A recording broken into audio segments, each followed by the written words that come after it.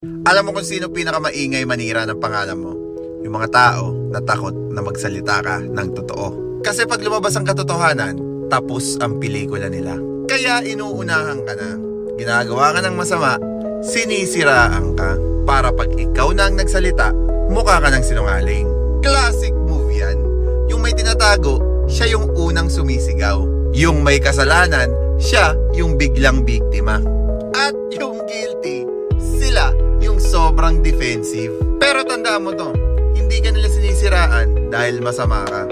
Sinisiraan ka nila dahil alam nila na totoo ka. At ang totoo, hindi mo kailangan ipagtanggol ang sarili mo sa mga tao na alam mo naman na nagsisinungaling. Kasi ang katotohanan, tahimik lang.